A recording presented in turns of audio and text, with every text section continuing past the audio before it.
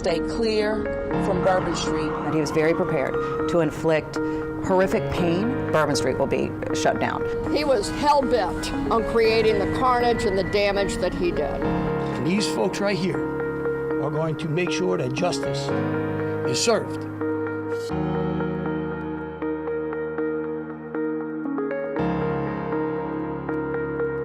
Approaching the 26-hour mark since that deadly attack on Bourbon Street.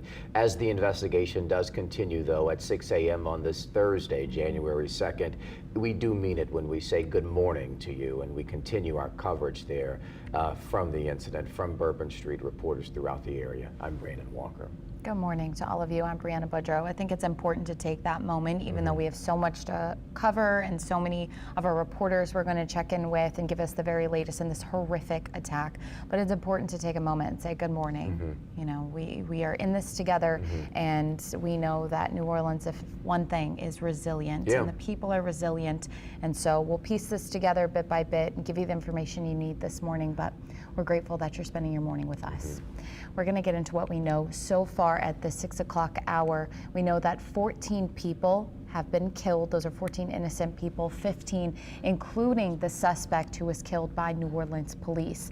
A number of other people have been reported as injured. We know so many in the hospital, and we're still working to get a lot of those status of those people, but at least 30 plus. The suspect who you saw there a moment ago, Shamsuddin Jabbar, was killed by New Orleans police, as I mentioned, after they say he intentionally drove that rented truck into a crowd on Bourbon Street who had just rung in the new year.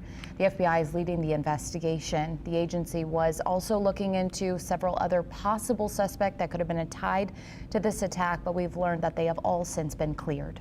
Mayor LaToya Cantrell has issued an emergency declaration for the city of New Orleans. Also, Governor Jeff Landry has issued a state of emergency for the parish of Orleans. Meantime, Sugar Bowl game between Georgia and Notre Dame, it's been delayed until 3 o'clock this afternoon.